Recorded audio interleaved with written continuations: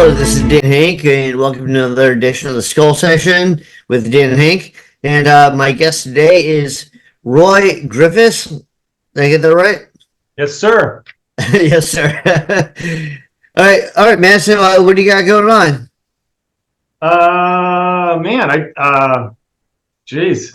Let's see. I got my Cthulhu Amalgamated series. It's called basically the elevator pitch is Lovecraft with laughs.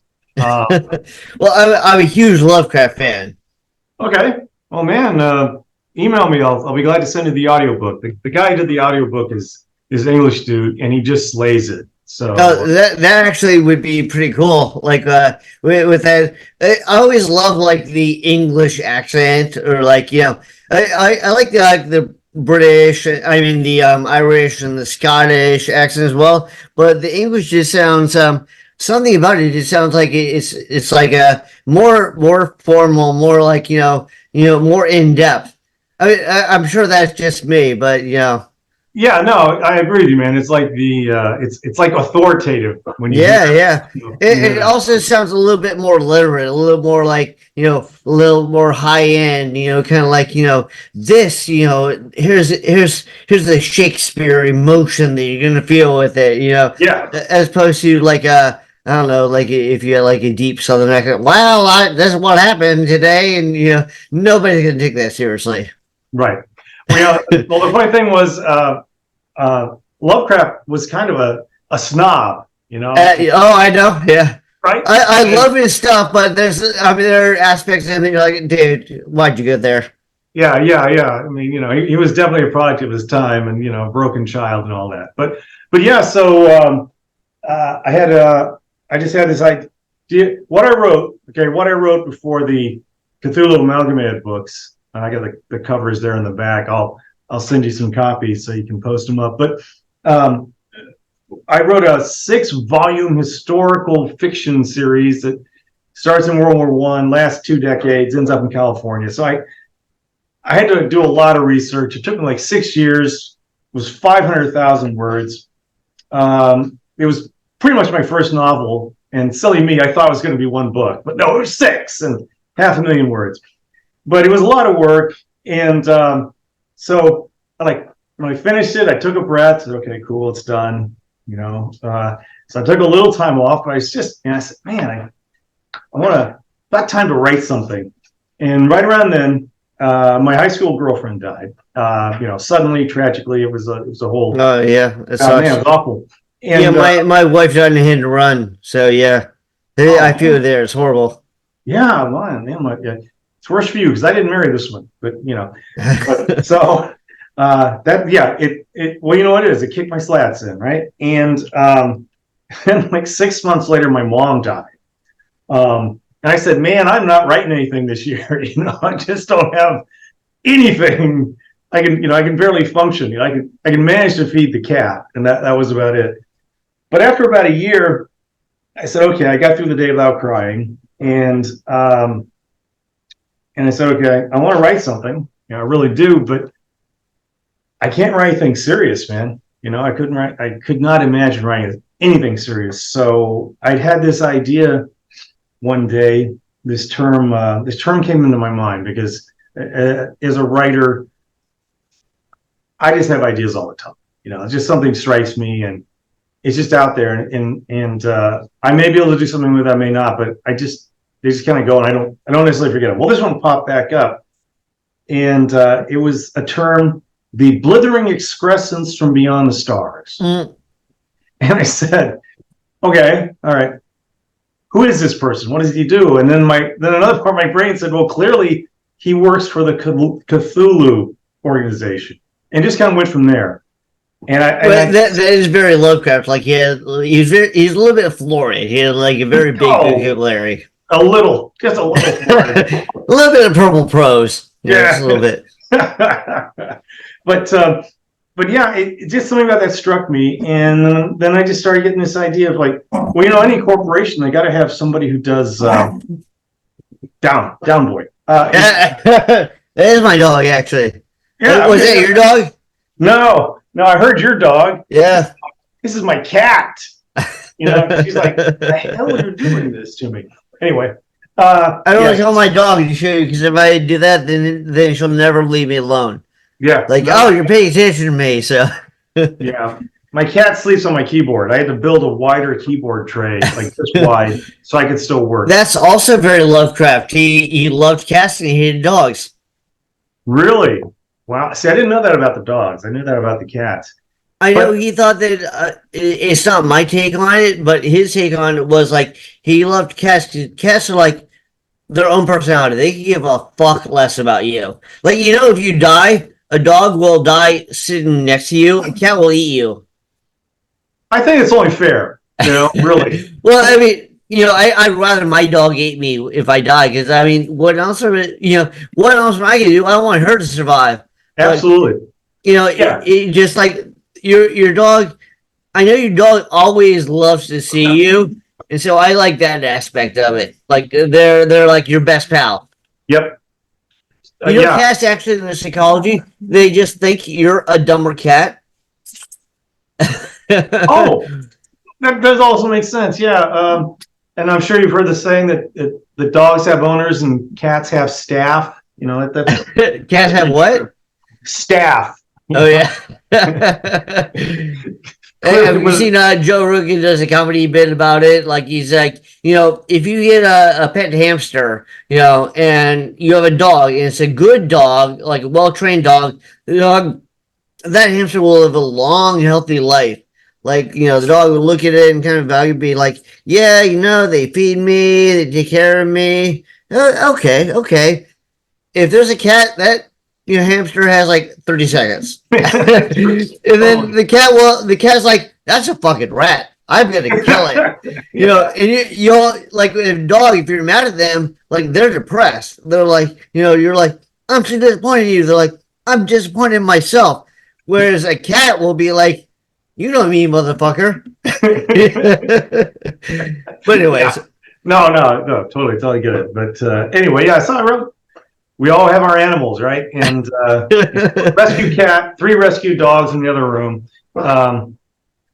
So I just needed to write something funny, and that's, I just started writing because every organization, every big corporation, somebody's feeding the animals, somebody's, writing the travel checks and buying toilet paper and all that stuff. And my brain just said, well, what would it be like to be the guy who's supporting all the, slavering monstrosities waiting at the edge of time and space? And I just imagined this guy who was a shuggoth working in HR. And, but HR stands for human restraint. So is he like more humanoid shoggoth, or is he like is just total like creature? He's a creature. It's told from his point of view in the world, and and it turns out you get the impression pretty quickly that nobody respects him or the job he does, and because they're all like, yeah, it's like, yes, this guy. He studied. I'd say that's most HR people, but yeah. It sounds like you worked for them. Yeah, but it turns out you learn pretty quickly. Like his uncle, they call him Uncle Beef Bits. He's the blithering excrescence from beyond the stars. He's like the top level guy in the amalgamation. So you almost get the feeling that our hero Narg, the Shuggoth, got the job because of his uncle. So and Narg he's just doing his really not very important thing. And his uncle calls and asks for a favor, and he says, yeah, hey, I need you to go down to Earth for me and check out a problem. And that's the beginning of the story. Narg gets sent to Earth, and he has to pretend to be a human. He gets stuffed into a borrowed body that he just calls a meat suit. And he's expecting to get like a native guide, like in the spy movies, there's always the guy that's going to meet you and right. Give you the passport. Show you the ropes or whatever, yeah. Yeah, give you a passport or give you the keys to the stolen car. But it turns out the guy they send with him is a human who was like a 70s surfer dude who got murdered by a cult. and somehow ended up in this.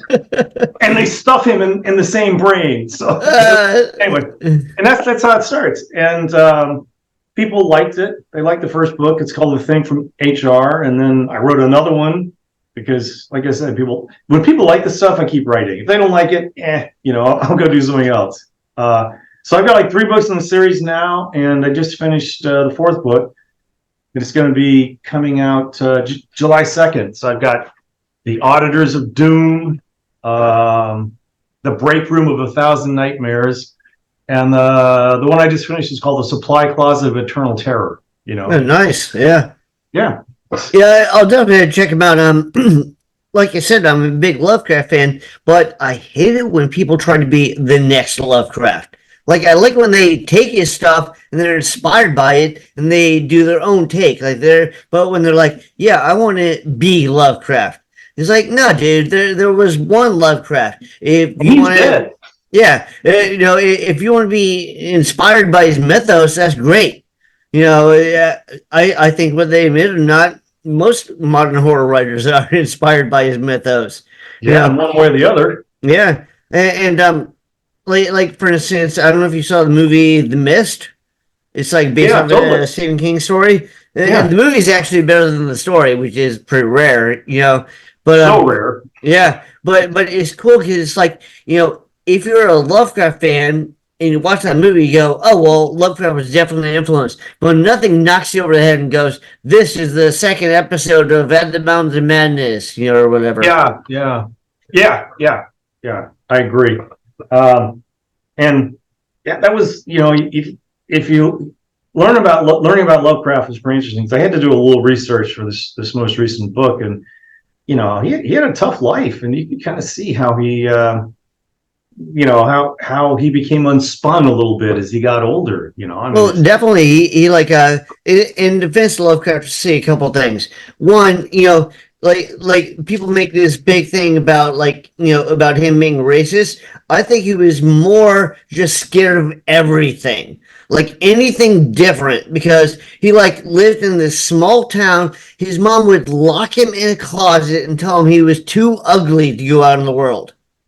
So it's like, it's this scared little boy, and obviously, that wasn't like a deep, harbored ambition, because he married a Jewish woman and he moved to Brooklyn. Yeah. Oh yeah. I forgot about that. So it's like I just think yeah, he has some horrible ideas and he says some horrible things, but a lot of that was very malleable and he changed over time, and he was a scared little kid. But what I take out of it is he came up with some great concepts, and if I held against every artist what they've done as a person, there's a lot of art I wouldn't like. I love Danzig. I hear Glenn Danzig's hard to get along with. Yeah. That is the purity test can be kind of tough sometimes. But yeah, I mean, his father died of syphilis. By cheating on his mom. He was like a traveling salesman, and he got syphilis by cheating on her. Yeah. Yeah, what a tool. But yeah. Yeah, so but but you're right. I mean, he was a really I like what you said, because he was very bright, but seems like a complete social maladroit, Yeah. Yeah. Well, kind of what do you expect? I mean, the guy was locked in the closet by his mom. Come on. Yeah. There's that. But apparently, he was also a fighter. Yeah. He wasn't a big guy, but he would just go berserk on people. I didn't know that. Yeah. Yeah, he would get in fights, and his routine was he'd start, telling these bigger kids, by God, I'm going to kill you. And he just, just go nuts. And people were like, oh, man, he might really do it. I better leave this guy alone. Yeah. They just say it's totally off subject, but they just saying I think it's pretty funny.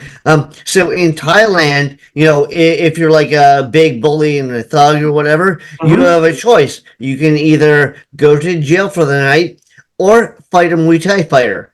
and all the Muay Thai fighters are kids. So they're like, 14 or 15, and they're these skinny little kids. So, you have these like big chunky bullies that are like, yeah, I'll fight the Muay Thai fighter. Dude, they get annihilated. Really? They should have just gone to jail for the night. Yeah.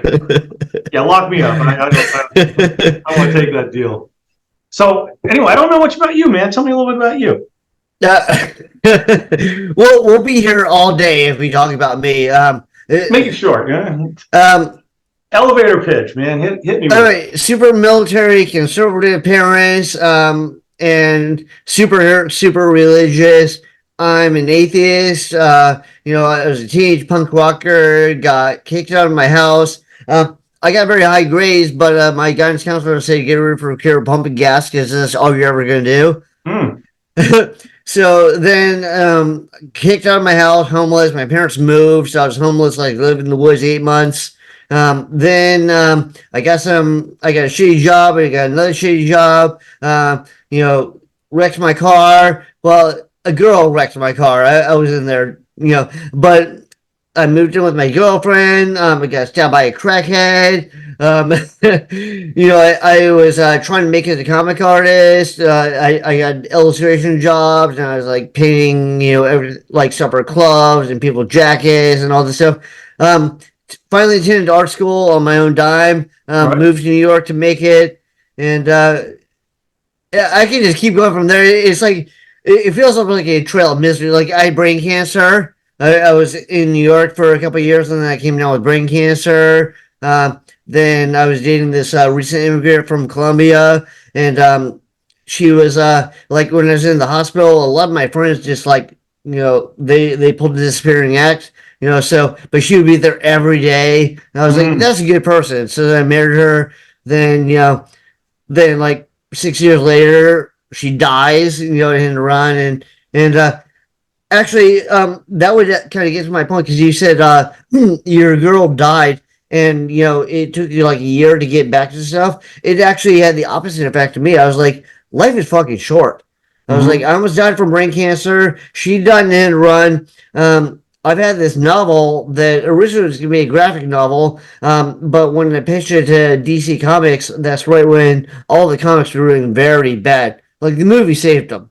I was like, I'll do an illustrated novel. And I had that idea rattling around in my head, but then, going through chemotherapy and all that stuff, it's just kind of like distant. And then, when she died, I was like, fuck, I get to get on it right now. So that's the elevator pitch. No, cool. So have you published that novel yet, man? Oh, yeah. The novel's been out actually for over a decade. And it's been through 2 publishers, and the second publisher, I wanted to retain my rights to it because I felt like they were kind of jerking me around. Yeah. And I got like Jeff Strand helped me. He helped me get my rights back. And so I spent like 60 hours rewriting and re-editing it and like adding illustrations, all this stuff. And I just resubmitted it, and people seem to love it. I'm glad I did. Like some people, they refuse to touch their old stuff. They only want to write new stuff. Me, maybe it's because I'm OCD, but I feel like I have to go back and rework my stuff to like bring up the series. Because I don't say, hey, check out this novel. And I'm like, I'm so much of a better writer now than I was, in 2011. Yeah. Yeah, okay. So you're resubmitted. You haven't tried self-publishing? So that one, when I got the rights back, then I edited, then I self-published it, and I have like my own company that I created for like, I do artwork for like book covers and magazine covers and comic books and all that stuff. So I was like, I'll just use my company and make it a publishing house for myself. So I use that to like put that out. I have my second book was a collection of short stories, and I got the rights back to that. I rewrote that, and I also put that out. And just recently, I put it on an anthology. It's called The Never Dead. It's like, and like I was originally going to use a Lovecraft quote, "That never dead," but people were like, "Oh, nobody understands what that never dead means." So I was like, "All right, The Never Dead." But it's like my favorite genre is comic horror, so I have two swords in there, and then like Jeff Strand, a bunch of other like I have a mix of both big names and like people that are like new to the industry but had a strong story. So I Yeah. definitely wanted to put it in there. So yeah, I'll hit you up and talk to you about the next one if you're interested. But yeah, I what I like to do because I want to be a comic artist. I do these like very detailed like brush and ink illustrations. Mhm. Um, and like those old books when you read them and you have like a story and they have like little illustrations in the corner that kind of brought to life. I was like, I always love that. So I was Yeah. like, why don't I do it like? And those were pretty much like real quick off the cuff drawings. I was like, why don't I do a more like focused like comic artist style, larger drawing, and I'll put one of Hmm. those in each story. That's what I did in the anthology. That's cool, man. I'm gonna want to look up some of your stuff now. But uh, so let's see. You got a novel, a collection of short stories, and an anthology. Are you working on anything else Well, now? well, I have a novel. I have a collection of short stories, which I put all together as my second novel, and then I have a third novel, which is kind of like a sequel to the first one. But I Hmm. described it as like Mad Max Road Warrior. It's like you don't have to read one to read the Right. other. Yeah. So I actually have two novels out, one book of short stories, and one anthology. Excellent, man. Jeez. And all the art too, right? And what? And all the artwork, right? Oh, tons of artwork. Yeah, All right, man. I'd like to see some of that too. yeah. I'll send you some of the artwork. Cool. Yeah. So this, talking about cosmic horror and Lovecraft, this may be my last book for a while on in this series. There's a reason I don't have a solid writing career is because I only write what interests me. Uh, the historical fiction one took me over for 6 years. This one kind of grew. I mean, I really liked it, and so I'm going to work on something else for a while. I'm not sure what's going to be. I, I don't know about you, but I've noticed each novel is getting longer. And I'm going to really try hard to write something a little shorter, maybe 200 pages. This last one was about 500 pages long. Well, when I remember when I was at Scares of Cares, I was talking to like a book editor, and I was like, well, when I first put out my book, I had a fairly expensive book editor, you know, but he had the reason I chose him is he'd done a bunch of books that I liked, so I was like, this guy knows his shit. So I Right. went with him, and it really helped me because it was like that was my first novel ever, so it really helped me, like with the flow and everything. Um, so I think it helped me a lot. But I remember talking to her, and she was like, "Oh, that you paid him what? Oh yeah, And then I said, "Well, the book is 300 pages." She's like, "Oh." So apparently, like a lot of, especially like splatterpunk and indie books, are like 190 pages or Yeah. 200 Yeah. pages. Like, Yeah. like to me, like an average book length would be about 300 pages. Right. Yeah. Hey, do you plot your stuff, man? Because, Yeah, yeah. What I do is I have like a rough outline, and of then I save a whole bunch of notes. course. And as I'm going through it, like I let the story kind of like evolve and tell itself and lead where it needs to, but it's still kind of following a base storyline. And I have the Yeah. notes to go, yeah, this is great. That was a great idea. There's a great place to include it. I'll put that in there. Yeah. That's interesting because I came to novels pretty late in my life, and before that, I'd been writing short stories and plays and screenplays. I worked in Hollywood for a year, and everything you hear about Hollywood is basically true. But when you're writing a novel, and this is for anybody out there, is like you write novels and short stories, you can actually sit down and you can kind of pound out a whole bunch there without having a really detailed roadmap. But you can't do that for a screenplay just because of the format. Because the screenplay is basically the architectural drawing for a film. It's like the blueprint that you give to somebody, and they say, "Okay, I'm gonna put this together." So you don't have all these pages of description and digression. It's like here's your action, here's your location, here's your action, here's what people say, this is who dies, and then you go on. it's really almost like an outline. But and so what you said about the outlines, I had to do those for screenplays and plays. I'd write like this 20-page single-spaced short story, which I worked out most of the stuff, like you said, in it. But there, you still find room for those notes, because like you said, you're writing along according to the outline. You go, wait, this is a great idea. It just needs to go 10 pages further. But with novels, I don't do that. As long as I've got a beginning and an end, that's when I write a novel. When two ideas, they could be really unrelated. They line up. I know where I'm starting, and I fight my way to the end. Which is one reason I guess my books are becoming longer, is because maybe the Pat Cthulhu stuff, man, really tangled. It isn't very straightforward. But anyway, I was just wondering how you did that. But that's why. Well, I also I like often it's kind of like the old school like Richard Matheson, kind of like build up, but yeah, he's awesome. Well, he was awesome. Unfortunately, he died. But like the build up, and then you're like, holy shit, So it's kind of like as I'm doing it, I had to restrain myself from like jumping to the end because I'm excited about what I'm going to do at the end. But I'm like, I need to build it up so that the end is impactful. It's not like boom, boom. It's like boom, and then like scratches, and then boom. Agreed. And the end is really important. And some people, Stephen King, I was going to say that actually. Yeah. I think he has some great ideas, but he just can't end them. He can't land. He cannot stick the landing. And in a lot of ways, I think, although some, which is weird, some he does. I don't know if it had to do with his addiction issues at the time, but like Dr. Sleep, for instance, kind of worked. And he's I like Dr. Sleep.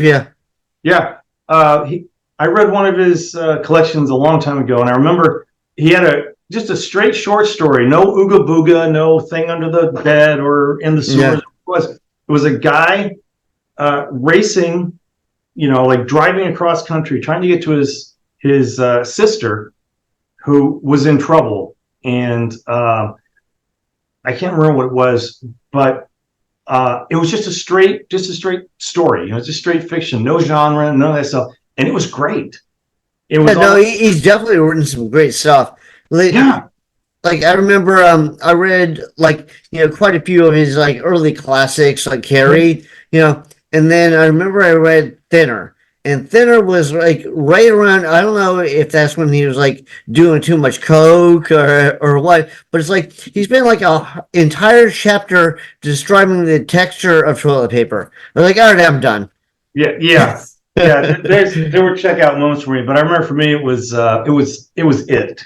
Right, great build up, and then it becomes giant spider from space. Oh, come on, man!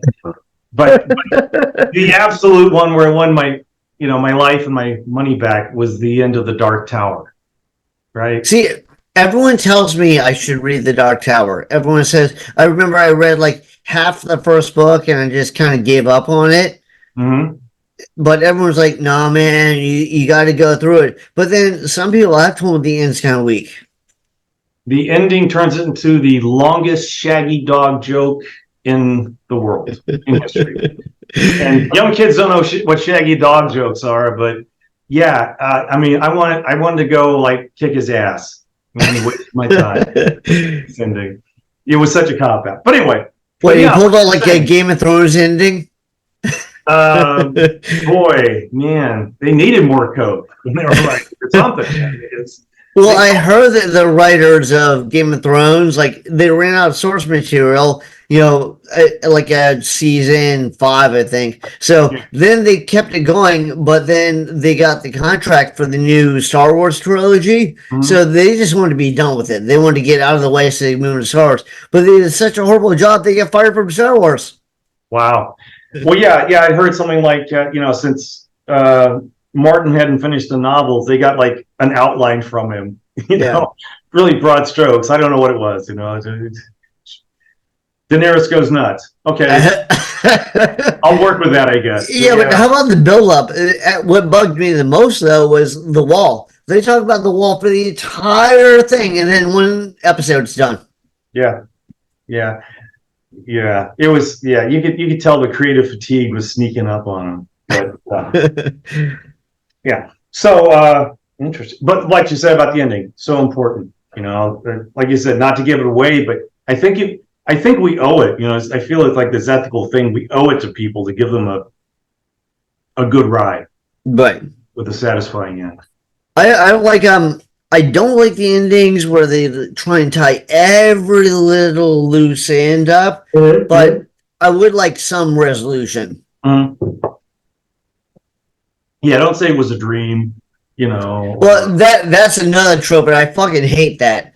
You know, when all this shit happens at the end of it, it's like, oh yeah, and then they woke up. You're like, fuck you. Yeah, yeah, I call that well, first it's just cheap writing, it's just bad writing. But the other thing that I really try to avoid is dramatically convenient stupidity, which you see a lot in TV. You know, and it's like, man, they just lose me. And again, it seems to show up toward the later parts of good series, like the Bosch series is really good, but like in the last season, they just had him doing stupid stuff. And it's like, we'd seen that he was a smart guy through the whole, 7-8 seasons. And then we get to this and they're just kind of throwing crap up on the screen. And yeah, it seems like it happens more often than it doesn't. Like, I loved early Boardwalk Empire. That last season was horrible. I loved The Strain for like 3 seasons. The last season was fucking horrible. I called The Strain CSI Transylvania, but I started watching it, which is too bad. They had good actors in it, but I had to check out. I just couldn't hang. Yeah. Yeah. Well, I liked it for the first 3 seasons, and then I was like, they did that. I think it's a cheap trick too, where they go all the way through and they go, all right, 6 years later, you're like, what the fuck? Yeah. Again, it maybe it's because, well, that's the other nice thing about writing a novel instead of a screenplay. And this is one of the stories why I noped out of Hollywood was I had this screenplay, which actually about 5 years ago won this national award. Well, 30 years ago, people really liked it. And I had a manager and stuff. We were showing around Hollywood. Well, what would happen is, first, probably 60 people read this screenplay that I busted my ass on for about 8 months. Not like a novel, man. If you do it right, I know people are going to be able to read that. But the other part was they'd have meetings. So they send your script to some production company and they bring you in for a meeting and they're going to give you notes, right? And that's like 25-year-old MBAs who essentially have done nothing in their life and they haven't done anything creative, but they're giving you notes on the popular trope. Like, okay, make this. And they probably think that they know everything. Well, yeah, they're just going on like the latest market surveys or whatever they think is selling. Hey, can you turn this into a Steven Seagal movie? And at the time, Seagal still meant something. And it's like, no, sorry. But this I've heard so many stories about him, but go ahead. Oh, yeah. But this film was set in the Korean War. And real basically, it's a bunch of POWs based on a true story. In North Korea, they're being taken to Russia aboard a freighter. And Russia was actually doing that. They were taking our guys because we had the better technology and all that stuff. And they were, so these guys know they're on a one-way trip and they end up flipping the ship they're on in the middle of a storm. So everybody's trapped in this upside down ship. It's the Russians, the Koreans, and the Americans trying to get out alive. And so, like I said, people liked it. And this one guy, he says, I'm going to have to get back to you on this. Okay. He said, I got to find out if it's okay to have the Koreans be the bad guys. And I was like, no. So Well, that's they remade. It's a little bit off topic, but they remade Red Dawn, which Mhm. I saw that in the theaters when I was a kid. I thought it was awesome when I saw it as a kid. I haven't seen it since, but they were going to remake it, and the villain was China, which would have made sense, like giant country. But apparently they were afraid, because China protested, and they were afraid it wouldn't sell well in China. So instead, they made North Korea, Right. which kind of doesn't make sense. Why would the North Koreans invade us? Yeah. And how could they? But that's another story. Yeah. Yeah. You're right. You're right. So, but with a novel, one of the nice things about a novel or short stories is it's kind of up to you, man. Yeah. You do what you want. I don't know if anybody actually, nobody has published it with me. But like I said, people like it. I thought it was good. I'm just going to keep doing it and move on to something else. But a lot more people have read my novels than have ever read my screenplays. Yeah, awesome.